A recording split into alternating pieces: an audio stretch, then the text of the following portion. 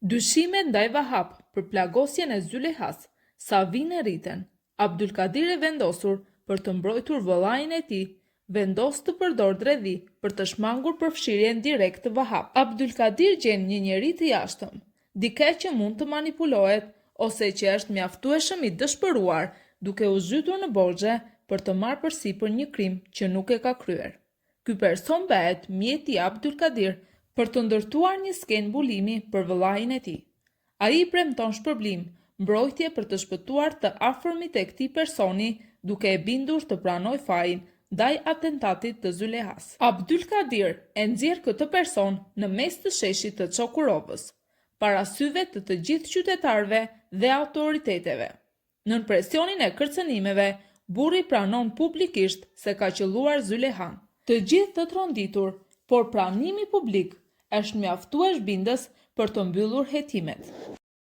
Hakan i zgjuar dhe i vendosur nuk i beson lehtë skemave të servirura dhe nis të dyshoj se po luhet një lojë më thellë.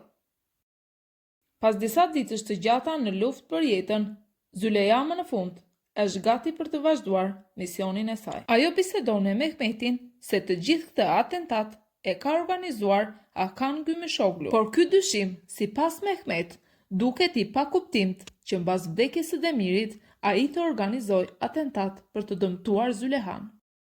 Në një ambient të ngrohtë, duke darkuar me Fikretin, Betyl shfaqet e përgatitur për të luajtur rolin e saj. Atë të një gruaje të thjeshtë, të ndjeshme larg materializmit, duke kërkuar vëmendjen dhe besimin e Fikret. Ajo përpiqet t'i tregojë atij që nuk ka qenë kurrë një grua që ndjek pasurinë, por zemrën, ndërsa Fikret është ende i kujdesshëm dhe i rezervuar.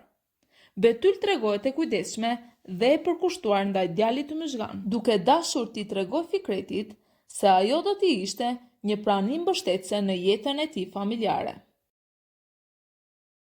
Betyl zbulon identitetin e vërtet të Hakanit përmes një fotografie.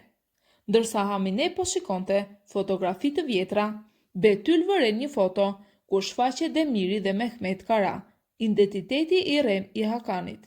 Duke lexuar shënimin në pjesën e pasme të fotografisë, ajo kupton se Mehmet Kara është në fakt Hakan Gymyshoglu.